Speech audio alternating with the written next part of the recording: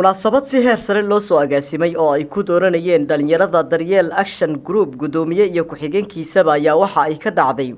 hotel Wardheer ee magaalada Muqdisho. Mas'uuliyiin, marti sharaf, wasiiro iyo salaadiin ayaa ku sugnaa goobta ay ka socotay doorashada. waxaana halkaa laga soo jeediyay khudbado dhinacyo badan taabanaysay oo u badnaa dardaaran loo jeedinayay musharaxiinta u taagan qabashada xilka gudoomiyenimo iyo ku-xigeen ee ururka dhalinyarada Daryeel Action Group. maxamuud sayid axmed iyo cabdiqaadir ismaaciil xuseen ayaa u tartamaya xilka gudoomiye ee ururka dhalinyarada Daryeel Action Group. labada musharax ayaa soo bandhigay mid walba waxyaabaha uu qaban doono haddii la doorto. waa amisanahay inay jiraan dhalinyaro fara badan kuwa oo iga aqoon badan iga firfircoon iyagoo ay jiraan ayaa haddana waxa kaliya go'aansaday inaan isoo sharaxo. dabcan musharax kale uu joogaa isna والسلام يا Daryeel Action Group waxyaabaha u qaban doono waxa kamid ah koorta inaan biso ama aaso dhalinyaro fara badan oo aaminsan fikirka walaalnimo. dabcan waa ujeedkayga koowaad. ujeedkayga labaad wuxuu noqon doonaa in Daryeel Action Group Muqdisho uu ku koobnaan aan gaarsiin doono من حرارة إلى مركز إلى كينيا إلى إثيوبيا. طبعاً ذاتك يجوا أكبر بدنيا هاي تاسوا وذوقنا هاي وحيابها أبدون أنت سمسوكوا بيا ترى يسوي جدنا يا. طبعاً دور سنة كور أنا محدي جري مكان ملك الله يكره أبدا غير عندي جري لكن هذا هو وين هذا ويناتي هو حي كليتي inaan dhalinyarada walaalahayga hortooda isku soo sharaxo aan ka hadlo taas farxad weyn ay tahay. waxaan ku talinayaa dhalinyarada wiilka degan xaraale inuu tago marka uu gabdho ka guursado ciyaalkooda kan degan marka inuu tago Hargeysa uu ka guursado ku dharo. waxaan aaminsanahay marka mustaqbalka dambe in meeshaas uu ka imaanayo isdhexgal bulsho isdhexgal qowmiyadeed waa mas'uul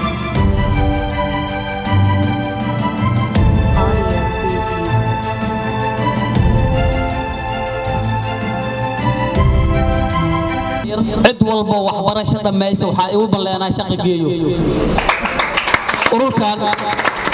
ururkan waxaa ka mid ah madaxa caafimaadka gobolka Shabeellada Hoose ama degmada Marko.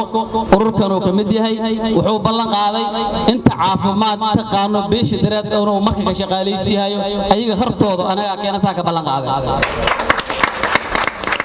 cid walba takhasuska ay leedahay inay shaqo ku hesho cid walba oo takhasuska leh intaas aniga jaamacad saasa ugu soo baxay takhasuskaas leeyahay dhaado waxa ballay u ah maanta jimca ay tahay in shaqo la geeyo cid walba numberkeena waa qoran kartaa waan wada xiriiri karnaa waxa ay u ballay cidii shaqo u baahan shaqo la geeyo inkastoo wasiir Rumeesho fadhiyo marka waqtigaas ka yar marka jawaamaadsantiin aad iyo aad ugu faraxsanahay waan la sii wada doonaa marka inta kale waxa ka tirsan dawladda federaalka 61 xildhibaan hadii bishii $25 leh halkii laga qaado bishii waxa way $1525 waa lixdii ku dhufo 25 marka waxa qabad la'aan badan meesha ka jirto aniga waxaan nahay inaan dadka beesha cid walba gabadhii macnaa meesha rag diidiisa qaataa la yiri dirtan anoo kaftamaayo dirtan waa ka dhashay laakiin waxa ila tahay oo habeen ku firi jiray dirta dameer balab lagu faro waa gabadha cid laga farxumeeyay qoysa laga farxumeeyay markaas wuxuu yiri wallahi gabadha haday beesha diraad ka tirsanaan leeyahay tagaa u dhimi lahayd dirtan ma bay soo weeyeen marka nasiib xumo waa inaad ogaatiin malafka nigu haranaad jeerisiin in la isgarab qabto dirta waa wanaagsan tahay magaciina kor Allah ka dhigo waan wada shaqeyn doonaa dadkan say isku xirmi lahaayeen dadka isbartaan ayaga guul gaaray marka isbartaan. dhanka kale labada shakhsi ee u tartamaya xilka ku-xigeen ee ururka dhalinyarada Daryeel Action Group ayaa waxa la siiyay khudbadahooda oo ay ku soo bandhiganayaan waxqabadka ay qaban doonaan haddii la doorto. waxaan salaamayaa wasiirada xildhibaanada saraakiisha ciidamada kala duwan ururka doorashooyinka ururka doorashooyinka Daryeel Action Group xubnaha ka tirsan Daryeel Action Group iyo aqoonyahanada iyo ka soo qaybgalayaasha kala dhamaantiin waxaan ku salaamayaa salaanta islaamka assalaamu calaykum wa rahmatullaahi wa barakaatuh مدن يالي مروي أنا جو عبد الواحد فارح عاشي وحنو تاجنا هاي هذين كمدا حبنا مشارحين تا وأعقد دومي وكحوين كا Daryeel Action Group مدن يالي مروي مدن علي مروي واتكسو ماس وكم سنتين كسوق قلاش أنا كسوق قلتين وقت أتكسو لمسين وأنا كسونا وقت بدنين سنين ما راح شرفت على يدك كل رمان واتكم سنتين إذا نوصل قلتين أنت كذب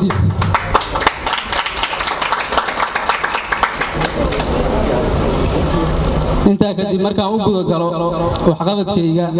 iyo yoolkayga aan ka leeyahay hadii aan ku soo baxo xubinta aan u taaganahay oo ah gudoomiye ku-xigeenka Daryeel Action Group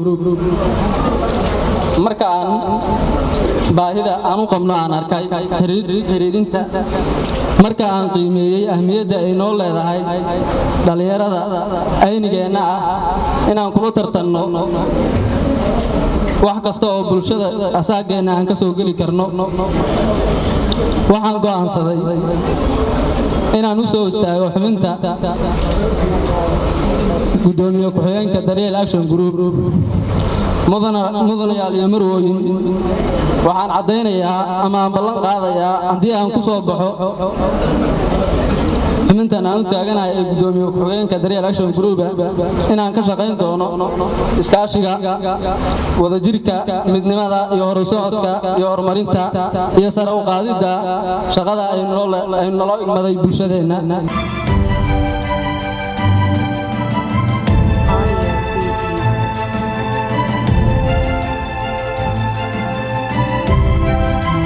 أصحابتا مرت شرفتا odayaasha uqaasha wasiirada xildhibaanada waxaan idinku salaamayaa dhamaantiin assalaamu calaykum waraxmatullaahi wabarakaatuh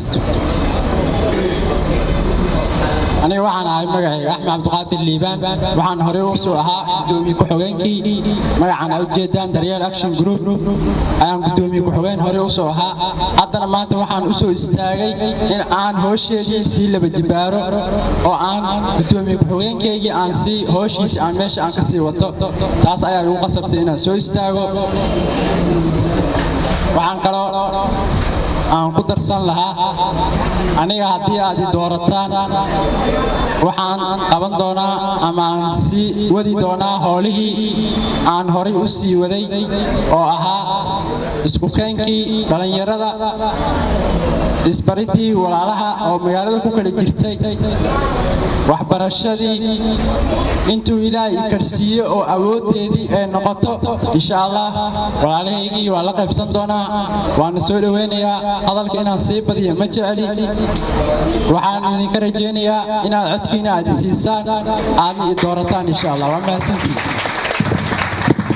dhageysiga khudbadaha musharaxiinta kadib waxaa guddiga doorashada ay ku dhawaaqeen in si toos ah ay u bilaabmayso tartanka doorashada labada boos ergada soo kala codeynayana waxaa laga codsaday inay dhowraan sharciga waxaana sanduuqa codeynta ee lagu codeynayo la xaqiijiyay in uu maran yahay si doorashadu ay ugu bilaabato cadaalad aan eex ku jirin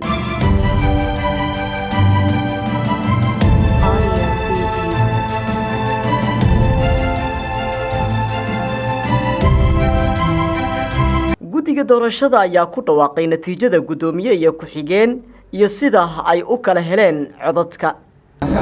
waxaan ku dhawaaqaynaa natiijada doorashada markasta oo la tartamo qof baa guusha raacaysa waxaa loo baahan yahay asaga loo hambaliyayo lana shaqeeyo waxaan ku hormarayaa gudoomiyaha walaalkeen Cabdiqaadir Ismaaciil wuxuu helay 2 cod walaalkeen Maxamuud Axmed Sayid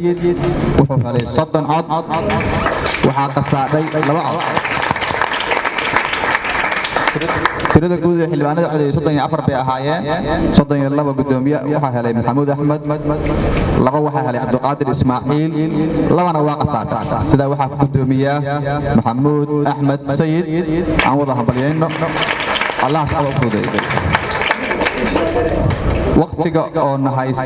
nahaya awgiis waxa ku jiraan sidoo kale aan israacinaya sidoo kale gudoomiye ku xigeenka waxa uu tartamayay walaalkeen Cabdiwaahid Faarax Caashi iyo walaalkeen Axmed Cabdiqaadir Liibaan walaalkeen Axmed Cabdiqaadir Liibaan wuxuu helay 7 cod Axmed Cabdiqaadir wuxuu helay 7 cod walaalkeen Cabdiwaahid Faarax Caashi wuxuu helay 25 cod sida waxa ku guuleystay gudoomiye ku xigeenka ururka daag walaalkeen Cabdiwaahid Faarax Caashi waxa qasaadhay 2 cod sidoo kale 34 baa codeysay 25 Cabdiwaahid Faarax Caashi baa helay